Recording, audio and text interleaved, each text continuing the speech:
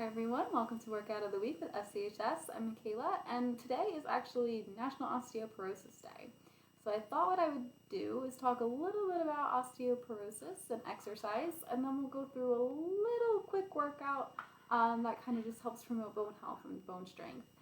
So what tends to happen with people who either have osteoporosis or they're worried about developing osteoporosis, so they're at high risk, sometimes they think they should avoid exercise altogether, right? You're trying to keep yourself safe. You don't want to fall. You don't want to break anything. Your bones are pretty fragile. It does make sense to think that you should avoid exercise. What is actually true, though, is that exercise helps both manage and prevent osteoporosis. So it's really important to do weight-bearing exercises, muscle strengthening exercises, balance work, posture work. All of those things can really help strengthen your bones, strengthen your muscles, and just keep you healthy overall, right? The stronger we are, the less likely we are to fall, and the less likely we are to hurt ourselves.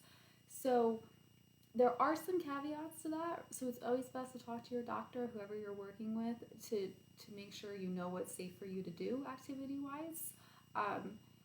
You may be advised to avoid, if you have osteoporosis, you may be advised to avoid certain activities. So anything with excessive bending at the waist may not be for you. Twisting movements are sometimes on the restriction list. Anything that's quick or explosive, like jumping, would be another one to potentially avoid. And any high impact exercise, usually pretty good for us, but in the case of brittle bones, not so much. So things like running and, again, jumping, those sorts of movements you might want to restrict or avoid. So definitely talk to your doctor if you do have osteoporosis or you're at risk for it, to find out what you can and can't do. But a generally safe workout to do, we're going to do it today. We're going to focus a bit on strength, a little bit on balance, and then I'm going to throw in a posture exercise there at the very end. So we're going to do a couple things. All right, so I'm going to move myself here and try not to step on my dog while I do it. It would help if I brought the workout with me, wouldn't it? All right, so our first one, we're going to strengthen our chest. We'll work a little bit of our shoulders and the back of our arms with this one. So we're going to do wall push-ups. Those of you who've done my videos, we've done these a couple times. It's a little annoying because I'm facing away from you when I do it, but I'll explain the setup before I do that.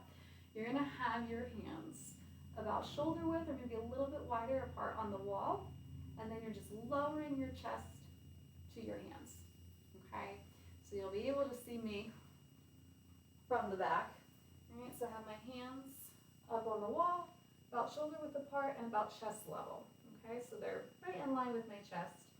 And then I'm gonna have my feet, you can have them close to the wall if you want less of a challenging exercise, or you can step them out a little further to get more of an angle, all right? The further back they are, the more of an angle you'll have.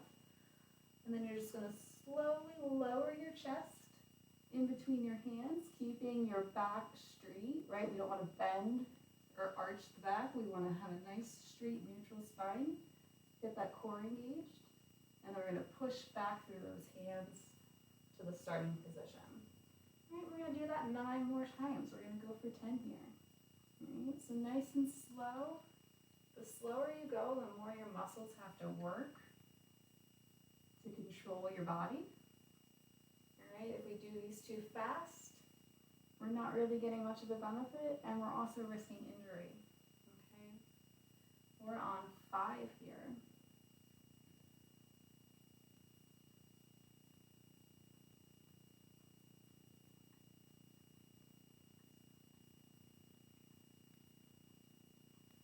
I'm going to go for 3 more. This is 8.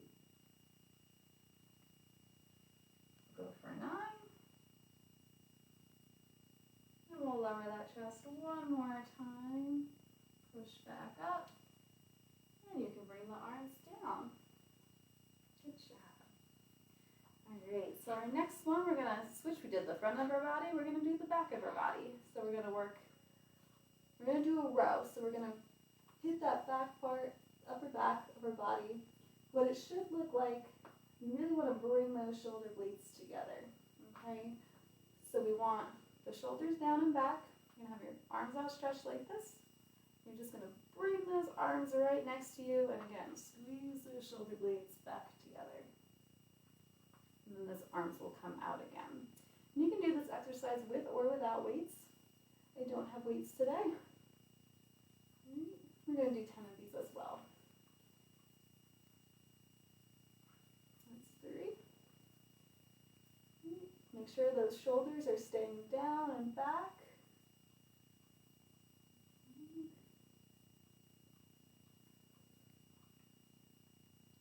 5.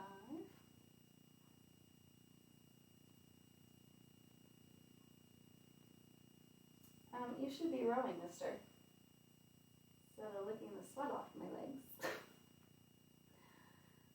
We're going to do 9, and we're going to do 1 more.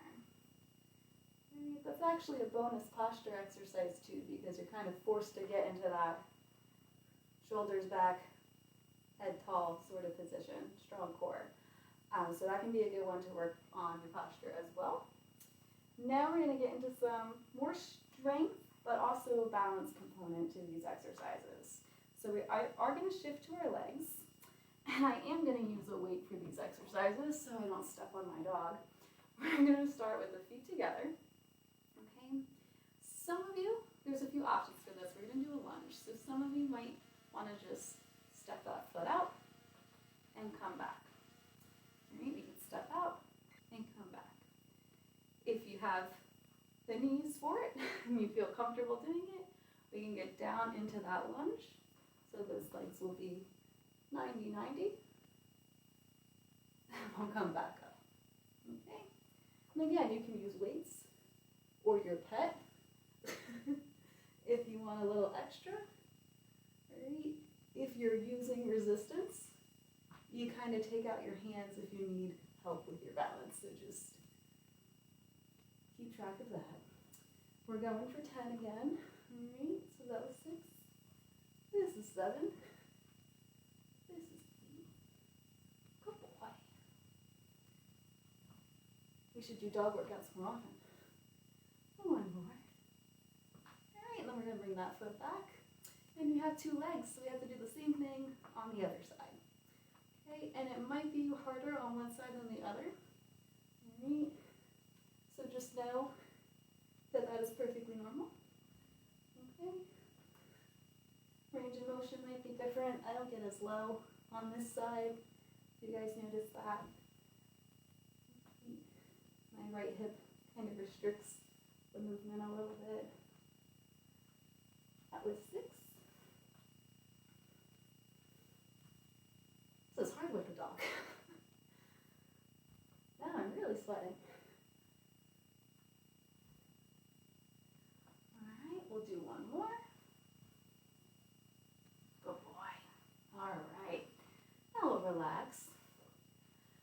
You can go free. Our next one, if you have a chair, you're going to use it. Alright? I probably should have warned you guys at the beginning of the video. I'll put it in the description.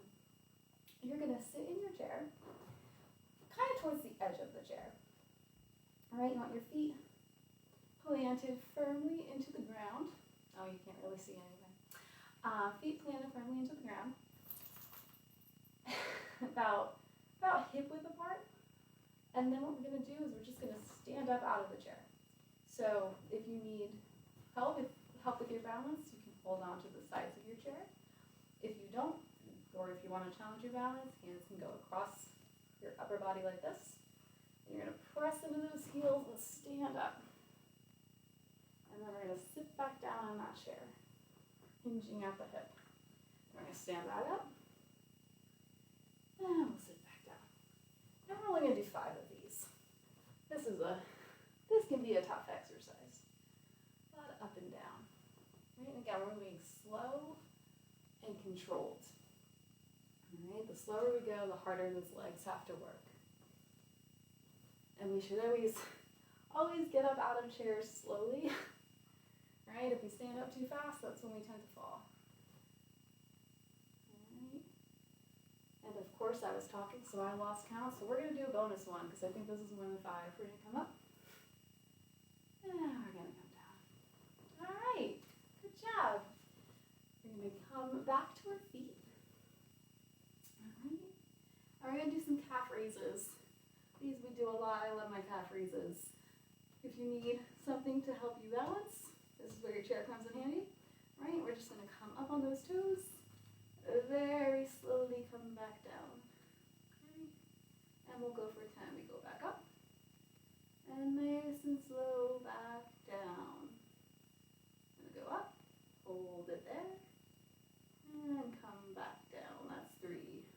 Go up. And slow back down. 4. Up. Go back down. Halfway. Go up. We'll lower back down. Go up. Lower back down. Got 3 more. We'll go up. Hold it. Lower back down. Come on back up. We'll hold there. Very slow. Your heels should not hit before my heels. My heels are down now. And up. Hold. Back down. We'll do 1 more here. We'll go up. We'll hold it. And very slow are those heels. Okay, they touch the floor again. All right. So that is one that a lot of people, will go up and you tend to fall right back down because gravity, right?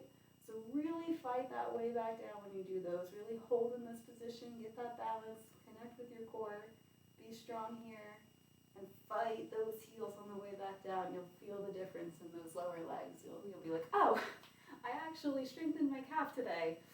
Really makes a difference. Our next one, we're just going to do a simple march in place. So I say simple, but when we're standing, it actually isn't all that simple because we have to balance. We're shifting our weight. So I want you to bring your knee up, and then we're going to come down, bring the other one up. So this can be as big or as small of a movement as you want, okay? If your hips aren't the best at hip flexion, your feet might be a little bit lower to the ground. That's okay. Just shift between those 2 feet. If you can, if you want the biggest bang for your buck, bring that knee up to about hip level. You'll feel that hip flexor kick in. You'll feel your core kick in. And you'll kind of feel that thigh kick in too.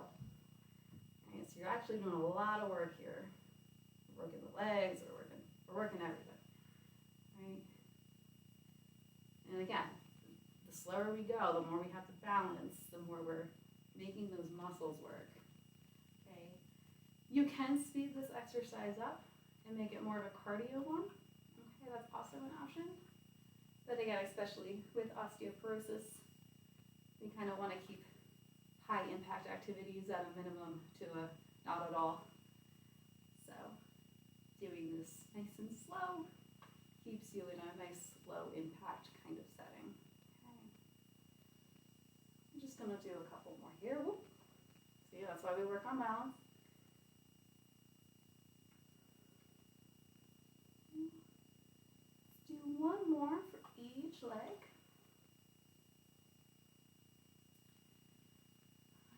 And then we'll bring both feet to the ground right next to each other where they like to be. And our last exercise is just going to be 1 more for our posture. So again, the rows kind of help us a little bit with that. What we're going to do here, kind of a similar movement. We're going to have the hands up about chest level, fists facing each other. And you're just going to pull those arms back and squeeze those shoulder blades together again. So your elbows are going to go back, but you want to keep the shoulders down. Okay, so what a lot of people tend to do with this one is they have the arms here and then they start to come up really high. Keep those shoulders down and back, okay? Nice straight posture. Sit like you're supposed to, or stand like you're supposed to, right? Ears over shoulders, shoulders over hips, hips over knees, knees over ankles, right? Nice and calm, relaxed shoulders, relaxed upper body. Fists facing each other. Keep those shoulders down and pull the arms back so your chest should open. Okay, nice open chest. Squeeze those shoulder blades. Right, that upper back, those back shoulder muscles, that's where you should feel this. Okay. You start to feel the shoulders creep up, just reset yourself. Okay, sometimes a deep breath can help with that. Take some of that tension away. Okay, so just make sure you're still breathing through this.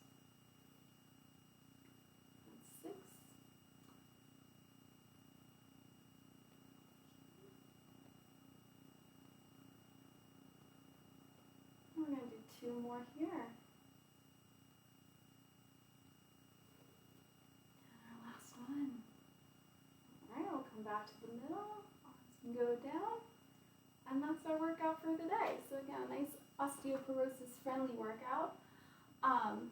If you're looking to kind of work on your bone strength, work on your muscle strength overall, recommendations to optimize bone health, usually 30 to 40 minutes of weight bearing and muscle strengthening activity like we did today, 3 to 4 times a week if you can fit that in your schedule, and then working on balance and posture 2 to 3 days of the week.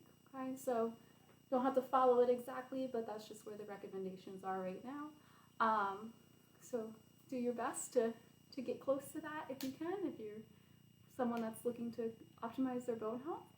Other than that, hopefully you enjoyed this workout. Even if you don't have osteoporosis, it's a good one for muscle strengthening and balance and posture and all those fun things. And I will see you next week. Enjoy.